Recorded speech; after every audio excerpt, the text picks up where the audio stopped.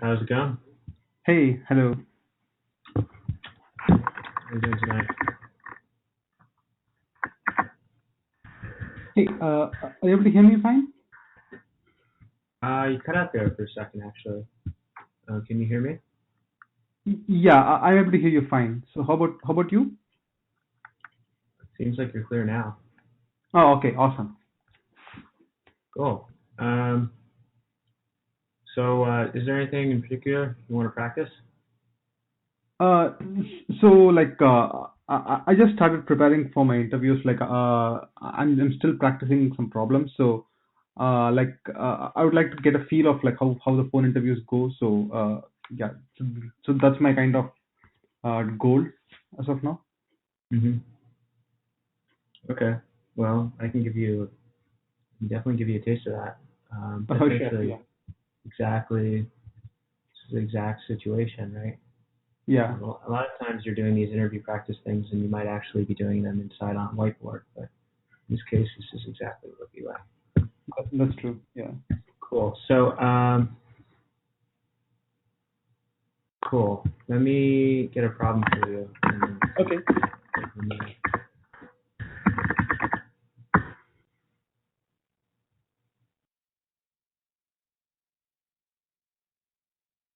I'm just booting up my IDE.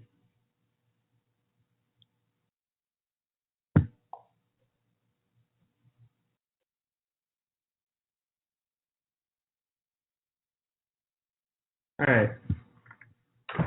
So I'm gonna describe this to you, and then I'm gonna give you Okay. a test case. And the idea will be to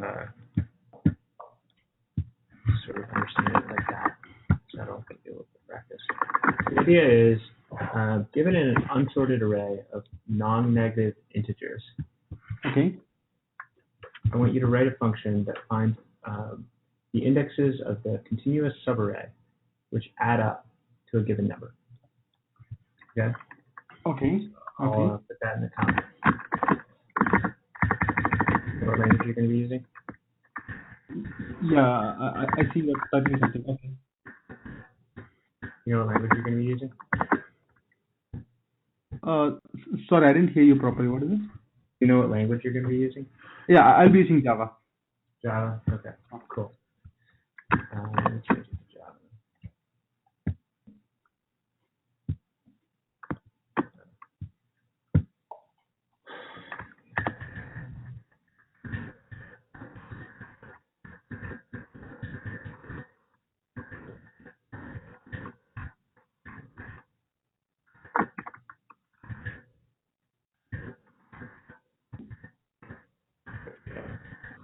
So here's a test case. 1, 2, 3, 7, 5. So say I give you this array, Okay. and I give you this number. Okay. I would like you to spit out for us numbers 1, because you can see that between indexes 1 and indexes 3, Oh, okay. sum them up, they equal 12. That's fine. Okay. Okay. So, do you want me to write the signature for you? No, I think I can take it like I can write the signature. That shouldn't be a problem. So I have one question though. So like in this array there are two, like even 7 and 5 makes 12, right? Like so so in that case, like how do you want to like target this? Like can I return just the first set of arrays that adds up to the number? That's right. You can return any one of the sums.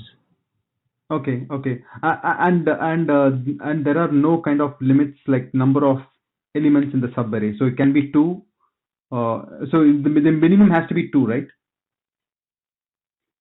Um, no, actually, let's say I provided the number 0. You would Okay. actually want to give a special answer, or you could give. Uh, why don't we make the second number exclusive, and that way, in that case, your answer would be 0, 0. So, if the second number is exclusive, Mm-hmm. then 0, 0 is a good answer for any target of 0. Oh, how about how about if the if the array has like say in this array if I have a just 0 and 12, so can I say 0 plus 12 is 12? So can I give this as a pair? If there's a number 12 in the array, then yeah, you just Oh, okay, sure. Okay, got it. Okay, so I just wrote down the problem on a paper right now. So so the immediate thing that comes to my mind is like so since you know the target sum, so you start with you take the first element of the array and start adding the elements after that, like say 5 plus 1 plus 3 uh, plus so now it's like 6 plus 3 plus 9 plus 2 it's 11 plus 9. So at the index 2 you got the sum as 11, and if you add 9 it's going to go greater than 15. So you cannot include the number 9 you cannot include number 9 in this combination. And moreover, since you said it needs to be a continuous array, so I need to kind of like um, so somehow come back. So okay, let me see what is like. Okay, so if I include 9, so it's like 11 plus 9, it becomes 20. So in that case, I have to see if I can go back from the initial count and keep subtracting the number. So if I can get the number 15. So in that case, what's going to happen is like I will say 5 plus 1 plus 3 plus 2 plus 9. So after adding 9, the sum becomes 20. It is greater than 15. So what I'm going to do is like I'm going to start subtracting from the initial beginning of my array. So that will be like I'll subtract first 5. So 20 minus 5 becomes 15. So yeah, that's the sum I got. So in that case, the oh, I'm sorry. I am using a different like I wrote an example on my paper and I'm kind of working with that. I'm really sorry. I'll take this example and explain that what I'm trying to say. So 1, 2, 3, 7, and 5, and the sum is 12. So what I'm going to do is like I'll say 1 plus 2 plus 3, that becomes 6. 6 plus 7, that becomes 13. So now 13 is greater than 12. So since it is greater than 12, I will start subtracting from the path what I came in. So that will be like starting from 1, I will subtract 1 from 13. So then it becomes 12. So now I know that the sum is like from 2 to 7 is the index where I can find the sum. Mm-hmm. So I think like this is one way we could solve the problem, and like the runtime complexity of this should be like uh, it should be O of n. Yeah. At the Okay. worst case, like you might travel the entire array 2 times. Like I think yeah, it should be O of n. The complexity of this should be O of n. So if this explanation is good, can I start writing the code? Please do. Okay, so let me start writing the code here. So I will define a okay. Let me define a function. Okay, since this is gonna return a pair of numbers, I'm gonna just I'll just create a I'll just create a class maybe.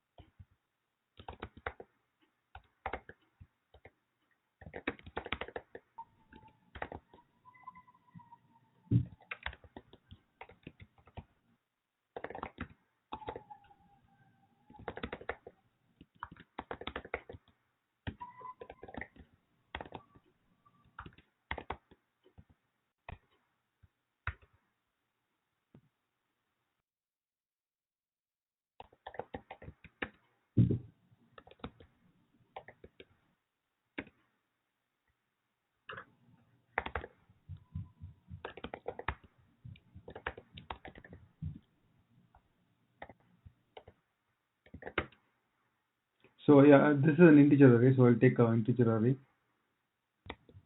Mm-hmm.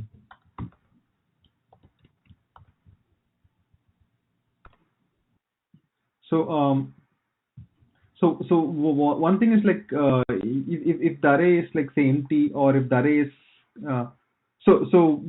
one case would be like assume that the array has only one number and that is the sum you are expecting. So in that case, I can just return the number, return the index 0.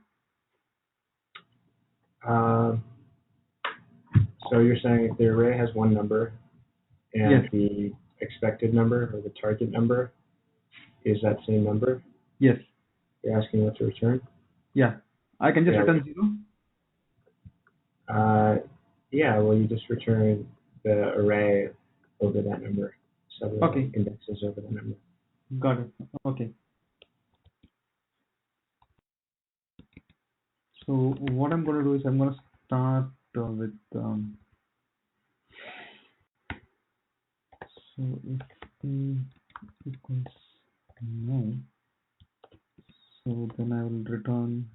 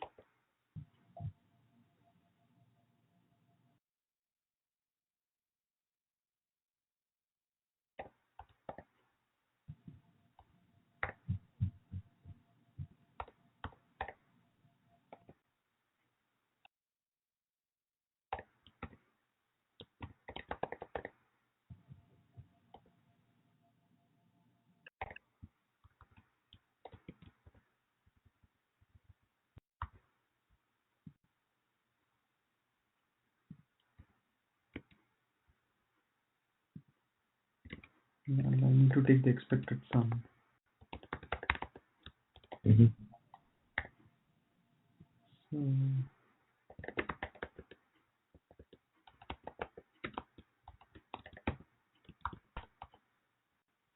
is equal to 0.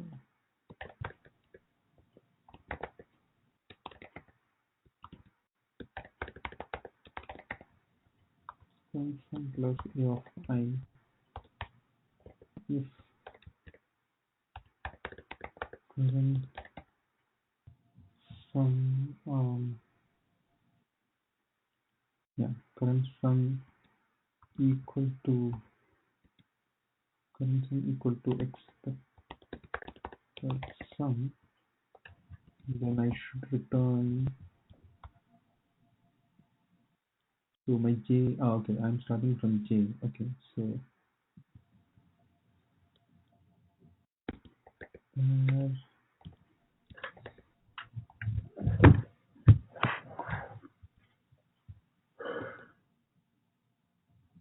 it's going to new pair of j comma I. So here j is still j is still 0. So it's 0 to I. Okay, and I return. So what I'm thinking is like let me just write down the complete code, and I will later come back and kind of like reorganize it at some point in time. Okay.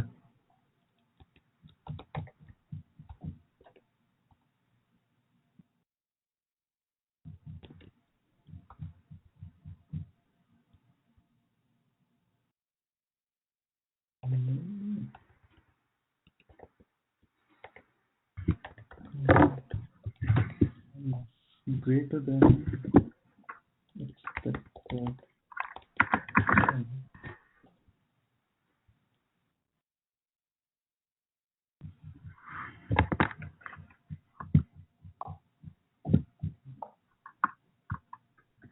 Current sum is greater than expected sum. Then what I should do is like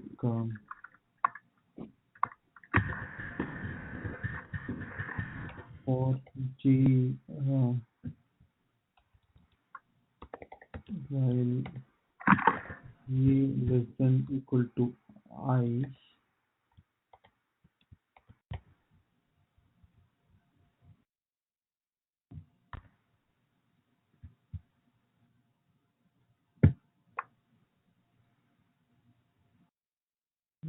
yeah, like J less than equal to I will say expected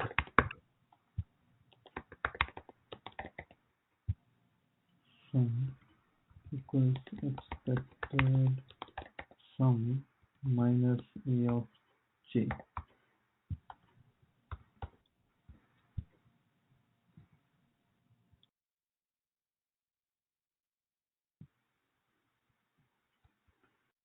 Mm,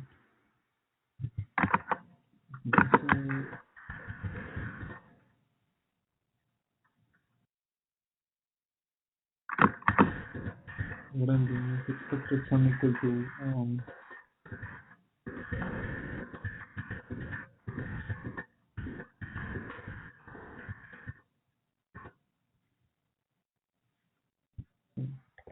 if, so now anyway the current sum is not going to be greater than expected sum, so I just need to put for current sum. Oh, sorry, it should be current sum.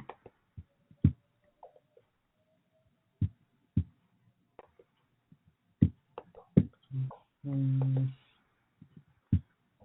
current sum equals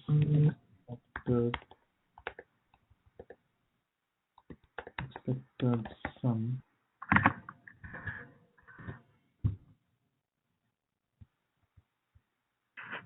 Then again I return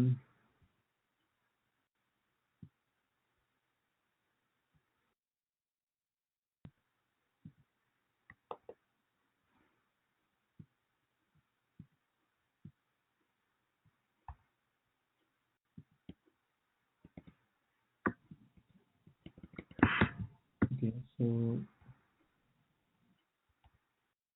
what I'm doing is while j less than I am thinking if current sum is equal to current sum minus A of j equal to, then I return the index pair. If it is not, I have to increase j plus plus. Yeah, yeah, j plus plus. Okay. So even if j is finished, then it will come to, so I have to reset the sum back to the original sum, right? No.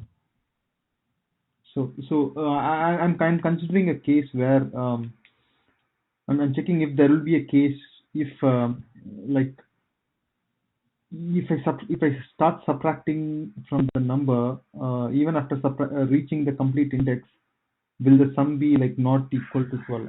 I don't think that will happen. But so what I'm trying to say is like so once I find the index where the sum exceeds a specific sum, so I start subtracting the values from the start index, right?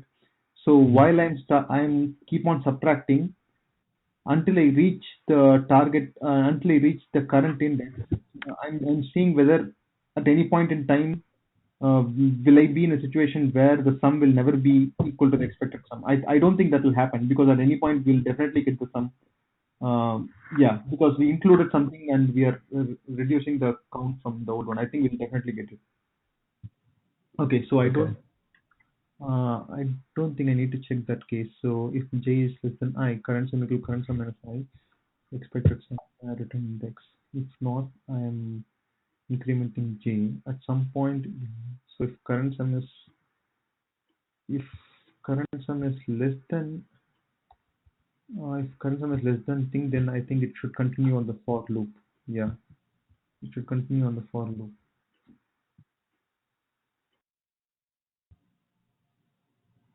Okay, so can I, mind if I jump in and Sure. add a case I'm looking at right here?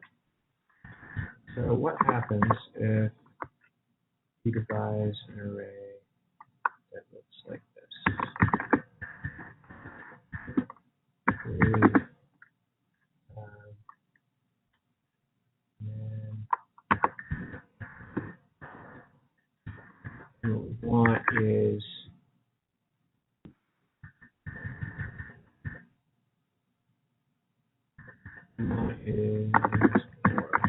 or let's um, say 8. Your approach will take j and get 0. K, Yeah. so k equals 3. Yeah, I think I understand what you're saying. Yeah. X equals 3, then 6. Yeah, I think 9, right? yeah. You see what I'm saying? Yeah, I think I get what you're saying. So basically, like I cannot stop just like this. Like I need to continue from the place. So basically, like once I reach, so a bit. Sorry. So if my j is here and if my I is here, I think this algorithm will in any way will not calculate it. It will assume that there are no more sums, but 3 plus 1 is 4. So I should start again like from here. Like I should go back. I should mark my j here and start the same loop. Yeah. Okay. I'll add that case here. That's a good catch here. So if the sum, okay,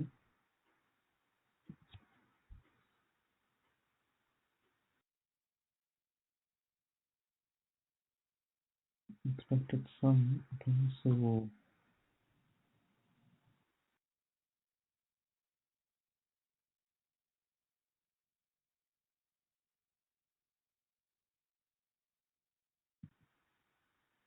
I think I should come here. So basically, what I'm saying is like okay, 3 3 3 1 1. So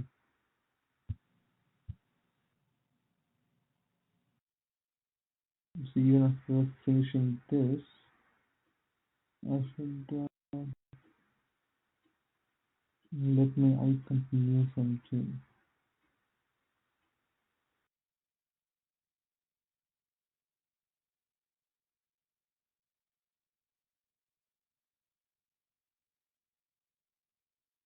I think I can make the current sum. Okay, so if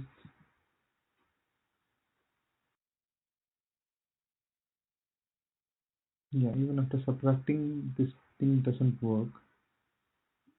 So That's it what will and I should set the expected sum, sorry, current sum A of j, sorry, A of I. So if I set the current sum as A of I, then it will start from I plus 1.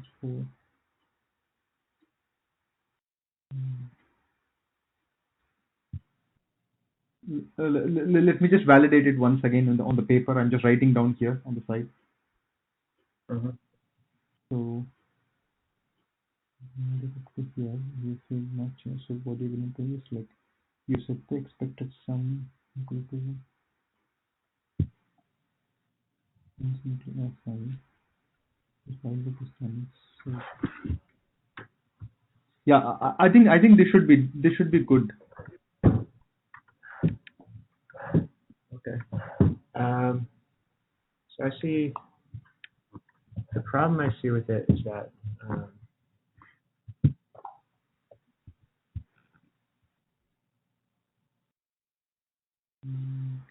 equals a sub I. So let me see if I need to I need to handle a case where there is no sum. I didn't return that one. I need to handle that. Yeah. Okay. So okay, so if I do this, exit for loop, if I don't return here, I need to say again, I have this.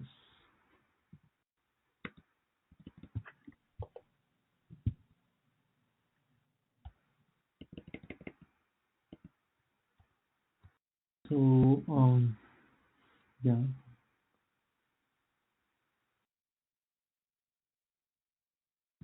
and else,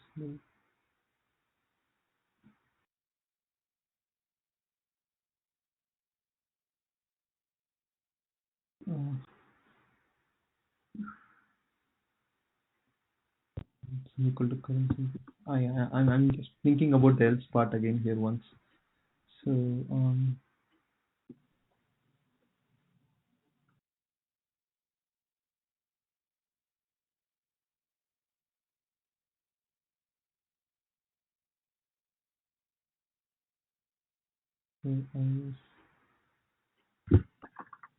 so yeah, I think they should I think they should work.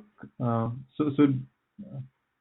Do you want to walk me through the case I gave you on line 19? oh okay, so 19, okay, so let's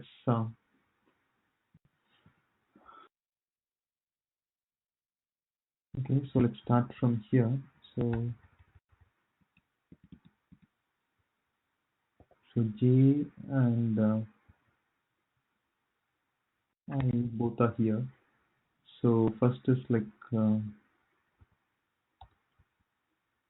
say current sum is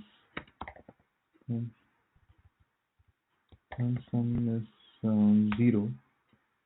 So first is like current sum becomes 3, and I move I to 3. So the current sum becomes 6. So I'm 6 is still less than, okay, current sum is not equal to expected sum, and current sum is greater than okay, still 6 is still less. So I move the I to 3, so it becomes 9. So 9 is greater than expected sum. So I come here when j less than equal to I say current sum equal to current sum minus a of j. So j is 0, a of j is 3. So current sum becomes 3. Again, while if current sum is equal to expected sum, no. So I make j plus plus. So j becomes 3 here. So again I say current sum equal to current sum minus a of j. That is like 3. Current sum becomes 0, and this is not valid. And I say j equals I. So now what happens is like current sum is like current sum minus becomes minus 3. Why is current sum No, minus 3? no, current sum is 0. So it was 9 minus 3 minus current sum is 0 now. It's not minus 3, sorry. So Okay. so now j, so at this point like I increment j, so j is less than equal to 0. J is not less than equal to I, so I break this loop. Now we make the current sum equal to a of I. So I also need to make j equals I.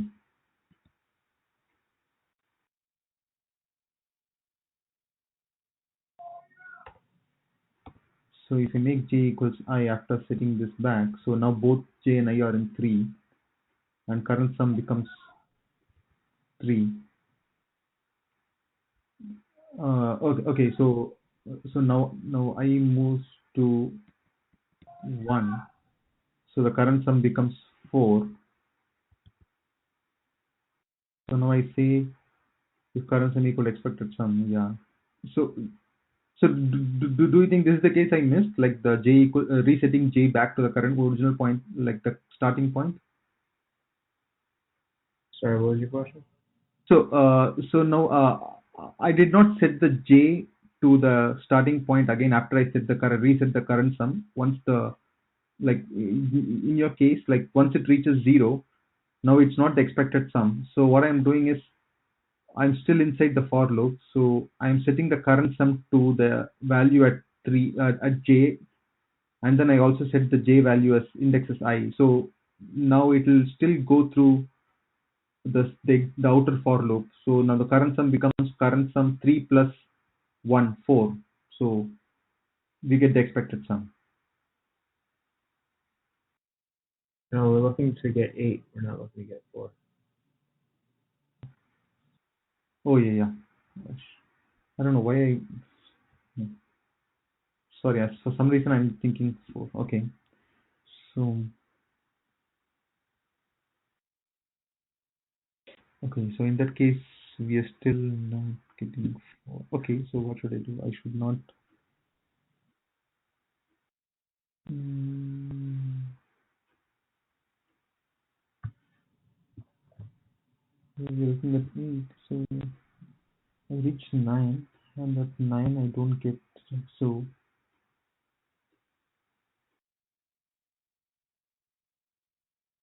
once I reduce my oh okay, I think what's I think I know what. So basically what I should do is like so once I reach 9, sum is 9, and I start my subtraction from the beginning. So once I see the sum going below the target sum, that is 8, I should start incrementing my my right hand side index, that is the I, so that I want to check again my sum is making the value. So I think that's what I missed. Okay. Yeah. So that's correct. As you, since we're these interviews are actually a little bit shorter than real interviews. Real interviews usually go for about an hour, and this one try to wrap it up around 45 minutes. So I'm gonna make a suggestion Sure. that will maximize your chance of getting this done in time. I think as you take into account this fact, you should not be afraid to rewrite code here. Okay. So I think you know what you need to do now, but Yeah. don't let your existing code hold you back. I think that's good advice for interviews as well. I've seen a lot of people try to retrofit old solutions that are good, but they're not the optimal solution, and Okay. that's not as successful usually. Sure. Sure. Definitely. Definitely. Hmm. So one other suggestion is like so when you are evaluating, right, like so do you look at both like the solution and the implementation, or like assume that like you sometimes like if the problem is a bit complex, so if I'm able to give you the correct solution but I'm halfway through the coding, so how do you kind of judge in that case? I think in terms of order of importance, Mm-hmm. I think the most important thing is completion of something. And it has to be a working solution. I think that's the most important thing. Okay. And then the next most important thing that's pretty high up there is the efficiency of the solution. So you want to make sure that your solution is really the correct solution. Because as far as these programs go, you usually don't get a lot of wiggle room. So if it's, if you come up with a no event squared solution to a log n or n log n problem, Uh-huh. that's tough. That's tough for us because Got it. it's pretty obvious that it's not optimal. But let's say you figured out by the end, like, okay, this is how I would do the optimal solution. Well, that's forgivable. Like you know what would have been the solution, and it took you a little while to get there, but you figured it out, and then you just ran out of time. So that's how I think about it. Sure. Sure. I think the quality of it, like the code quality, solution is a little bit less important, but typically if you come up with the right solution, you're going to know, you have a pretty good idea of how to make it look clean. Got it. Got it. Got it. So like, uh, uh, So I haven't seen this problem before. Like, so how do you rate this problem? Like, in the order of say easy, medium, hard. How do you rate this problem? Um, I would say this problem to me, to be perfectly honest, on a out of 10 scale, where let's say 1 is like the easiest phone screen problem you could get, and so that's you might actually get that if you're like an intern trying to basic phone screen, and then 10 is like a principal engineer Mm-hmm. programming problem. I'd say this is a 4 or 5 on the scale. Okay, got it, got it. And like, so in a typical phone interview, do you expect like problem like this, like one problem, or do you expect like two problems like this? Um, this one is more of a one problem or problem. Got it. It's definitely possible to get it done in enough time or Yeah. fast enough that the interview is pretty short. Yeah. But yeah, it's a Sure. little too long to. Awesome. Awesome. Thank you. So like maybe like so how do you rate my solution for this interview? Like, Um, I think well, I think your solution is definitely the right time complexity, and you have the right general idea. Uh, Although I guess with this problem, it kind of there really is. It's pretty obvious what the general idea is, right? Like if you're looking for contiguous or continuous subarrays, it makes sense that you're going to check continuous subarrays in yeah. some way, shape, or form. Um, and since there's like n squared subarrays, Yeah. you kind of have to quickly figure out, okay, you're going to have to snake this thing along and have it grow when it's less and shrink when it's thinner. Um, I would give you. I think you did well, but you probably wouldn't make the bar for Uh-huh. my company. Sure. To be perfectly honest. Okay. Yeah. I understand. Yeah. This is really a good feedback. Like, yeah. Thank you. Yeah. I'll do that. Mm-hmm. Yeah, I think so. So those are the questions I specifically had in with respect to interview. Like this is since I'm kind of like preparing myself, so these are like really valuable feedback for me, and I really appreciate the time you took to like take this interview for me. Like this is like good feedback. Like, yeah. Yeah, yeah. I mean, I think I don't know if you're just getting started, but I think what's most important in this is to keep sight of the fact that uh, these are really just interviews. Like they're these questions that are designed to test whether you, not necessarily like whether you're good or a qualified engineer. It's more of like a signaling mechanism. So if you're prepared for them, then it means you're capable of doing this algorithmic stuff, which is proof that you're a smart guy. But B, that you prepared for them and that you're ready for whatever job you want to do on the other side of the interview. Sure. So keep that in mind, and try to keep your ego out of this stuff. I think a lot of people like, bring their egos into the room and feel like, oh, if the question's not going well, or if like if, you missed a case and it's like you're halfway through. I think what can cause people to and I can make sometimes like throw an interview that they weren't doing so poorly at is to sort of like make it more of a big deal than it is. Hmm. So that'd be my piece of advice. Just try to keep calm and try not to you know try not to associate your view of yourself as an engineer with any of what's going on in this kind of interview. Sure, sure, yeah. So, like, I had one other question. So, like, just take the case of this interview, right? Like, you gave me like couple of edge cases which I missed. So, if I'm able to write the code and solve for those edge cases, so like, So do they add value to it? Like in a sense that do you allow me to go to the next round since I have kind of wrote the code for all your edge cases, or do you say that like he did not think about the edge cases, so we did not take him? So how do you evaluate on that scale? Yeah, yeah.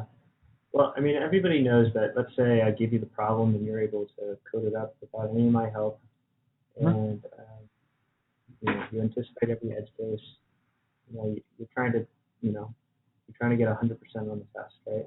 Yes. Um, then obviously, you know, you don't need my help. Um, but if I do sort of point out an edge case, or I say, hey, okay, it's good, it looks good, um, but I do see like maybe you're close, but there's one or two issues with it.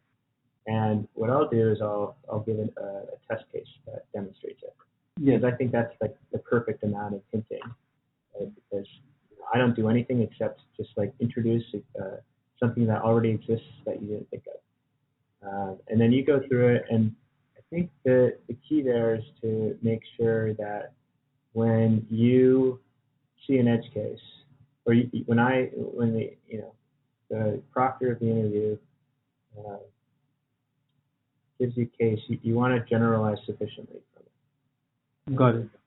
So if you don't generalize enough, um, I think I gave you this case on line 19, and what you really needed to do was quickly, figure out, okay, this isn't going to give me 8. My algorithm's not going to give me 8.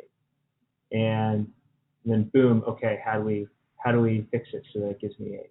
And then boom, okay, this is what we got to do to change our algorithm. And if you had done all that, and I think you're definitely capable of it, then uh, then you would have passed. Because the most important part of these interviews is not being able to see the trick under pressure, although that certainly is important. I think you kind of have to be having your best day.